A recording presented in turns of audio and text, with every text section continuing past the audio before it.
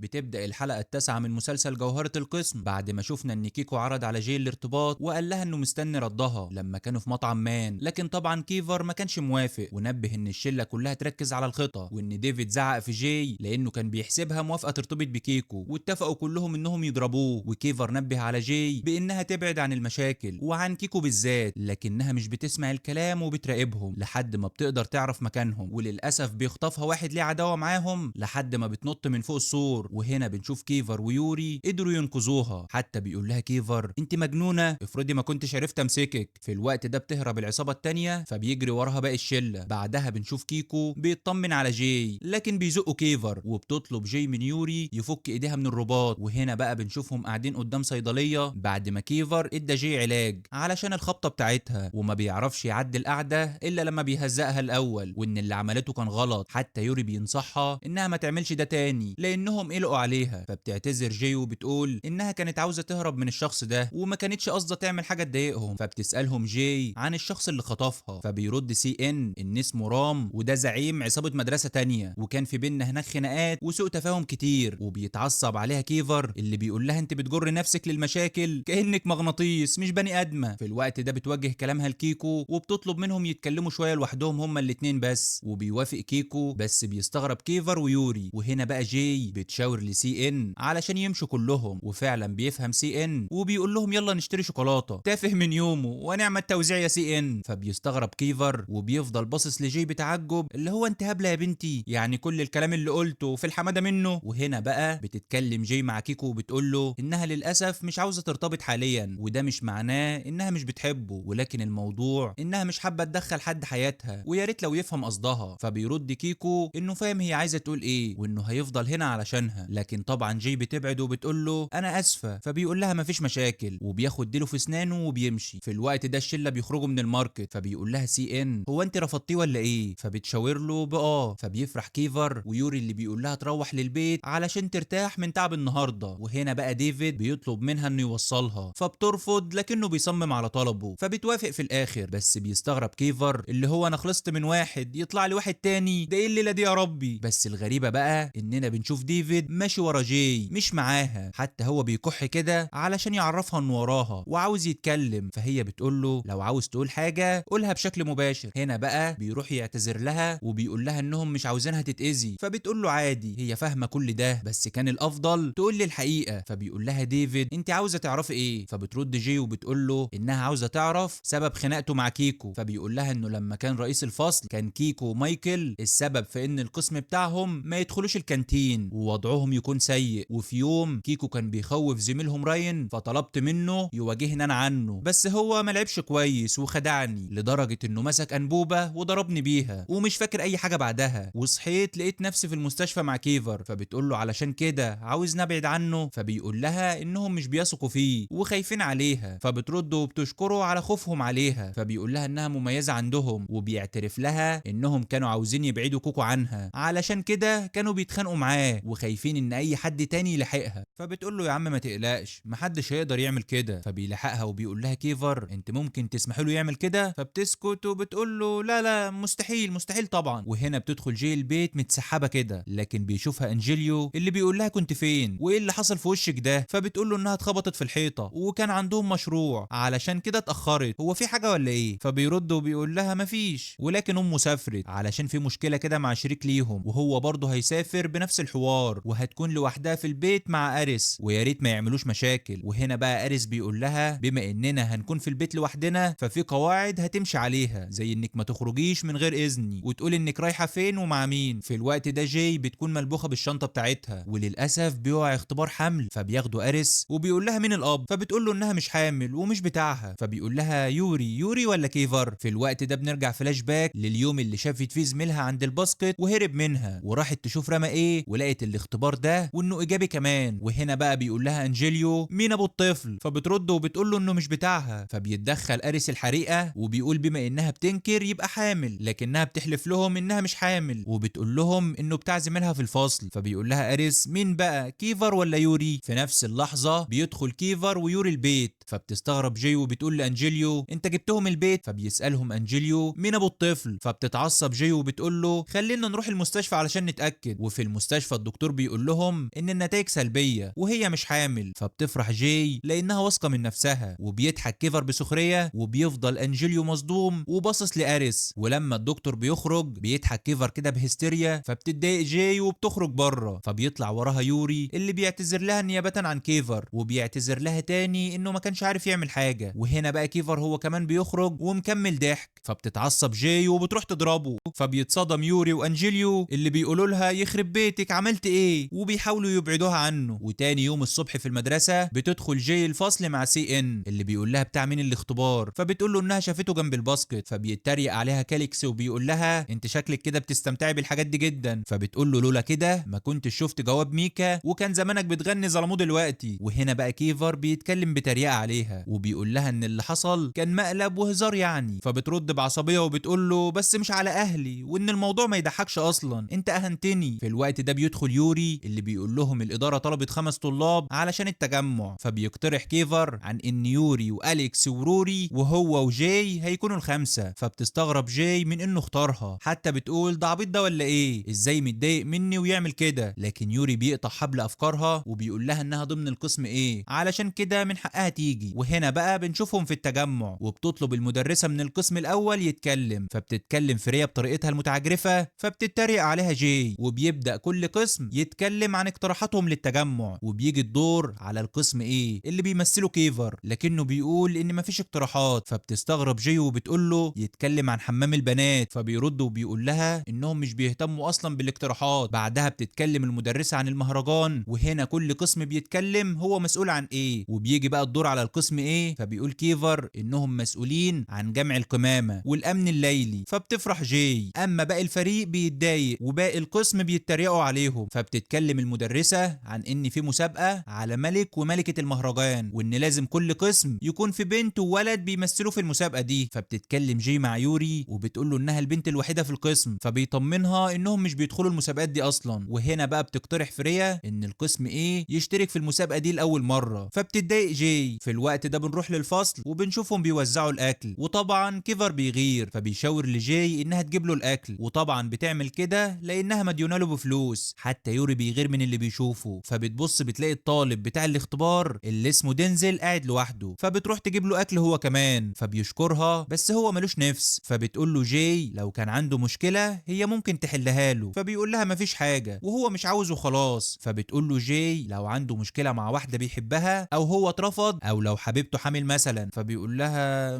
في حاجه عاوز اعترف لك بيها. فبتقول له ها ايه، ها قول بسرعه. فبيقول لها انا حامل. فبتقول له نعم، ده اللي هو ازاي يعني لا مؤاخذه. فبيقول لها انه متنكر في شخصيه ولد بس هو في الحقيقه بنت. فبتقول له انت شكلك كده بتسرح بيا وهقوم اخدك قلمين حالا. فبيقول لها انت مش قلت انك هتساعديني؟ فبتقول له يا دي النيله، طب هو انت ارتبطت يعني؟ فبيضحك دينزل بهستيريا وبيقول لها وانت صدقتيني؟ انت عبيطه موت. فبتضربه على دماغه علشان استهزأ بيها. وهنا يوري وكيفر بياخدوا بالهم، وطبعا كيفر اللي بيكون غيران جدا فبيزعق فيهم بصوت عالي وبيقول لهم لو عاوزين يتكلموا بره ما يصدعوناش. وهنا بقى بنشوف جاي وهي رايحه ترمي الزباله، فبتشوف دينزل ومعاه بنت من القسم الاول وهو بيزعق لها تبعد عنه، فبتعيط البنت وبتشاور على بطنها. فبتتصدم جاي وبتفهم انها صاحبته وهي اللي حامل، فبتنادي جاي على دينزل، فبتتعصب البنت اللي معاه وبتزعق في جاي وبتقول لها انها تبعد عنهم دلوقتي. فبيتعصب دينزل عليها وبيقول لها ما تعرفيش جاي. فبترد البنت وبتقول له ليه، هو انت بتحبها؟ ويا ترى هي السبب في انك تبعد عني وما تعترفش باللي حصل؟ فبترد جاي انها مش السبب وهي جايه تنادله بس وعاوزه تتكلم معاه مش اكتر. وبتتكلم مع كاليكس انه ما يتكلمش مع صاحبته بالطريقه دي ويتعلم يحترم البنات ويعترف باللي عمله، ويا ريت لو يمشي من قدامهم دلوقتي بدل ما تضربه. وهنا بقى بتتكلم البنت مع جاي وبتقول لها لو تعرف تقنع دينزل وانها مش عارفه تعمل ايه وبتعيط، فبتحاول تهديها جاي انها ما تعيطش علشان البيبي ما يتاثرش بده، ويا ترى اهلها يعرفوا باللي حصل. فبترد الينا وبتقول لها انها ما عندهاش اهل اصلا. فبتسالها جاي انت عرفت حد باللي حصل؟ فبترد وبتقول لها فريا. وهنا بقى عزيزي المشاهد انا شامم ريحه خيانه، وطبعا هيتهموا جاي انها هي اللي فضحت سرها. طبعا ده لو حصل انا هكون مستني منك لايك على الرايق واشتراك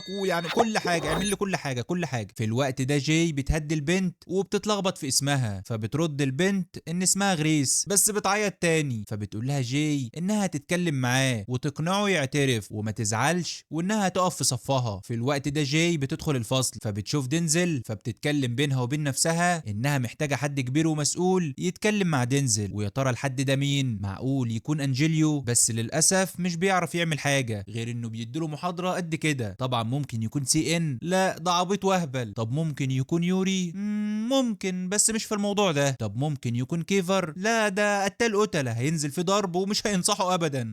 يبقى ديفيد، وبتقولها بصوت عالي بس طبعا بيكون نايم فبيصحى مخضوض مش فاهم حاجه. وهنا بقى بتروح جاي تقعد جنبه وبتعزمه على اكل. فبيقول لها ديفيد انت عاوزه تخرجي معايا في ديت ولا ايه؟ فبيسمعهم سي ان اللي بيقول بصوت عالي ديت، فبيسمعهم كيفر ويوري اللي بيتصدموا. فبترد جاي وبتقول له لا لا مش ديت مش ديت. فبيرد سي ان انه عاوز يخرج معاهم، فبتوافق وبيقول لهم ديفيد في مكان حلو هيروحوه. طبعا بيكون يوري وكيفر متضايقين وعلى اخرهم، وكذلك باقي طلبه القسم متعصبين. وهنا بقى بنشوفهم في الملاهي ومستمتعين جدا، بس على عكسهم جاي اللي بتكون خايفه ودايخه من اللعبه. في الوقت ده بتقعد جاي وبتتكلم مع ديفيد وبتقول له انا كنت عاوزه اتكلم معاك تقوم تجيبني هنا. فبيقول لها كنت عاوزه تقولي ايه؟ فبتقول له لو صاحبتك حامل منك هتعمل ايه؟ فبيقول لها انا هتحمل المسؤوليه كلها. هو انت بتسالي ليه؟ فبتقول له توعدني الاول ما تقولش لحد، ولما تيجي تتكلم معاه ما تقولش انك عرفت مني. فبيقول لها مش فاهم حاجه. فبتقول له مش عارفه اقول ايه. فبيقول لها ديفيد قصدك على دينزل انه مش عاوز يعترف؟ فبتقول له جاي يخرب بيتك عرفت منين؟ فبيقول لها سمعتهم بيتخانقوا على الموضوع ده. فبتقول له يا اخي ريحتني، مش كنت تقول بدل الفرهده دي؟ وبتقول له هو انت ممكن تتكلم معاه؟ في الوقت ده بنشوف باقي القسم بيراقبهم من بعيد. فبيرد ديفيد انه مش من الاشخاص اللي هتستقبل النصيحه. فبتقول له جاي علشان كده طلبت ده منك، انت ممكن يسمعك لانك راجل زيه. فبيقول لها تمام هتكلم معاه بس ما اقدرش اوعدك انه ممكن يوافق. فبتقول له انت لو ما عملتش كده ممكن يوري او كيفر. طبعا هنا كل القسم مراقبهم من بعيد. فبيقول لها انت عاوزه تعملي كده يعني على اي حال؟ القسم كله موجود هنا وراكي. فبتقول له هم فين؟ انا مش شايفاهم. فبيقول لها انت عاوزاهم يخرجوا يعني؟ غمضي عينيكي كده. فبترفض وبتقول له انا عارفه اننا في ملاهي بس دي اكيد مش فقره الساحر. فبيقول لها يا ست غمضي انت مش خسرانه حاجه. فبتغمض والقسم كله بيشوفهم. وهنا ديفيد بيقرب من جاي كانه هيبوسها يعني. فبيخرج القسم كله جري وبيتعصب يوري عليه وبيقول له انت مش صاحب يا ابني. وكذلك كيفر بيقول له انت شكلك اتهبلت في مخك. وهنا بقى بيجي سي ان يتمخطر كعاته اللي بيتفاجئ بيهم. فبيزعق له كيفر انه سابهم لوحدهم. وبتسالهم جاي هم بيعملوا إيه هنا؟ هم بيراقبوهم. فبيتعصب يوري وبيقول لها احنا جايين هنا علشان خايفين عليكم وبعدين نتاكد بتعملوا ايه، وانه شاف ديفيد كان هيبوسك. فبيرد ديفيد ببرود وايه يعني انت ايه اللي معصبك؟ فبيتعصب يوري اكتر. وهنا بقى كيفر بياخد باله من ردود فعل يوري اللي مش بتكون طبيعيه خالص على غير عادته. طبعا كل القسم برضه بيكونوا مستغربين من ردة فعل يوري. فبيتوههم يوري اللي بيحاول يلغوش على كسفته وبيمشوا كلهم ما عدا كيفر. وهنا بقى بيقوم ديفيد ومعاه جاي بس حاطط ايده على كتفها. فبيتعصب كيفر فبيمشي ديفيد بعدها. وبالليل بيقرروا كلهم يدخلوا لعبة بيت الرعب بس قبلها بياخدوا صورة تذكارية سوا. وبيجي دورهم وكلهم بيكونوا متحمسين وسي ان بياخد الكاميرا وبيدخلوا اللعبة وبيكونوا كلهم مرعوبين لو سي ان هو اللي في الوش. ولك ان تتخيل عزيزي المشاهد منظره عامل ازاي مع كل خضة هو بيشوفها. وهنا بتتوه منهم جاي وبتفضل لوحدها في اوضه مرعبه. فبتخاف وبتفتكر كلام اللي كانت مرتبطه بيه وهو بيقلل منها. فبتنهار وبتعيط جامد لحد ما بيجي كيفر اللي بيحاول يهديها ويطمنها انه موجود معاها لحد ما بتهدى وبتطلب منه يخرجها من هنا. فبيمسك ايديها وبيقول لها انا مش هسيبك ابدا. وبيخرجوا من الاوضه بس بيتوهوا مع بعض تاني وكل واحد في مكان. وبتكون جاي خايفه وبتنادي عليه. فبيقول لها تفضل مكانها وهو هيلاقيها. وهنا بيجي زمايلها في الفصل فبتسالهم فين الباقي. فبيقولوا لها مش عارفين وبتيجي معاهم يدوروا عليهم. طبعا هي بتفكر في كيفر وخايفه عليه. وهنا كيفر بيجي فبيحضنوا بعض وبيقول لها انا كنت بحسب ان انا مش هلاقيكي تاني. وبيطمنها لا وبيبوسها كمان من دماغها وحاجه كده في منتهى الحلاوه. اخيرا يا راجل. بس بيفوقوا على صوت زمايلهم اللي بيقولوا لهم انهم مرتبطين. فبترد جاي وبتقول لا وكذلك كيفر. بعدها جاي بتتكسف وبتمشي. بعدها بيقابلوا باقي القسم بره. فبيقترح سي ان لو يلعبوا لعبه تانية. فبتتحمس جاي لكن بتفتكر ان كيفر قال بعد لعبه بيت الرعب هيرجعوا لبيوتهم. فبتزعل جاي وبتقول لسي ان خلاص احنا ممكن نرجع البيت. فبيقول لها ليه؟ انت كنت عاوزه تلعبي اللعبه دي جدا. فبتسكت. فبيتكلم كيفر انه موافق يلعبوا اللعبه دي وخلاص. فبيتحمسوا كلهم وبتفرح جاي اللي بتحتفل مع سي ان. بس لما بيروحوا اللعبه بيكون قدامهم طابور طويل. فبيروح يوري يتكلم مع اللي قبلهم وبيكونوا بنات كلهم. فبتستغرب جاي وبتقول يا ترى بيستخدم لهم سحر وشكله الحلو ولا بيستخدم اسم عيلته. طبعا كل الكلام ده في نفسها. وهنا بينجح يوري انه يمشي البنات وكل واحده واحد من القسم بيتعرف على بنت. اما بقى كيفر بيبعد كام ولد كده، وبتستغرب جاي اللي بتكون مركزه معاه خصوصا ضحكته. بعدها بيدخلوا للعبه وبيكون سي ان قاعد مع جاي في نفس العربيه، فبيجي كيفر يمشيه ويقعد مكانه ومعاه يوري، وبيقعدوا هما الاربعه مع بعض. وهنا جاي بتسال يوري قال ايه للبنات خلاهم يوافقوا كده، فبيردوا انه قال لهم انه هيعترف للبنت اللي بيحبها. فبتقول له جاي ايه، فبيرد يوري وبيقول لها يا ست بهزر. وهنا بيقول لهم سي ان لو ياخدوا صوره سوا، فبيحط كيفر ايده على جاي، فبيغير يوري اللي بيكون على اخره من اللي شايفه وساكت. والمفاجاه بقى لما اللعبه بتقف وهم متشعلقين فوق، فبيتكلم كيفر مع منسق اللعبه، فبيقول له ان في عطل في اللعبه وهترجع تاني. وهنا فون جاي بيرن، وطبعا بيكون اريس اللي بيزعق لها انها اتاخرت لحد دلوقتي وانجيليو هيبهدله، فبتقول له انها في الملاهي، فبيقول لها لحد دلوقتي ومين معاكي. فبيتكلم كيفر بصوت عالي وبيكون قاصد ان اريس يسمعه، فبيسمعه فعلا وبيقول لها انت مع كيفر. فبترتبك جاي ولسه هتقفل، بياخد كيفر الفون منها وبيتكلم معاه، فبتحاول تاخد جاي الفون منه لكنها مش بتعرف، لحد ما بيقول اريس انه هيجي ياخدها بنفسه وبيقفل. اما باقي الفريق بيكونوا مستمتعين باللعبه اللي اختاروها. اما بقى عند جاي فبتشوف العاب ناريه فبتفرح بيها جدا، لكن فرحتها ما بتكملش لما اللعبه بترجع تشتغل تاني، وبتقول انها كانت عاوزه تصور فيديو للالعاب الناريه، فبتحاول تاخد فونها من كيفر لكنه مش بيرضى، وبيتضايق يوري. ولما بتقوم علشان تجيبه بتقع في حضن كيفر، فبتحاول تقوم لكنه بيمسكها جامد، وبتطلب المساعده من يوري، ولما بيشدها ما بيعرفش ياخدها، فبيقع عليهم هو كمان وبيضحك عليهم سي ان. عنده حق الصراحه، منظرهم يموت من الضحك. ولما بتنزل على الارض بيكون اريس مستنيها وبينادي عليها بصوت عالي وعيونه كلها شر. ولما بيروحوا للبيت بيفضل يزعق لها وبيمنعها انها تشوف كيفر او تخرج معاه، فبتقول له انها شافتهم صدفه وانها كانت مع ديفيد وسي ان، فبيزعق لها برضه وبيقول لها الموضوع منتهي وما تتكلمش معاهم ولا مع اي حد من القسم ايه. فبتقول له خلاص كبر دماغك وما تبقاش شديد كده، وعموما انا اسفه. فبيسالها لو كانت مرتبطه بكيفر او عندها مشاعر ليه، فبتسكت جاي وبتفتكر لما كانوا في بيت الرعب وهو انقذها ولما حضنها وبسها، فبتقول له انت مجنون ولا ايه، انا ما بحبوش، وبتسيبه وبتمشي. وتاني يوم الصبح بتروح مع ديفيد عند بيت دينزل، ولما بيطلع لهم بتتحايل عليه جاي انه يكلم غريس لكنه بيرفض، وبيقول لها انه مش هيعرف يتحمل مسؤوليه الطفل لانه عنده التزامات تانية، وكمان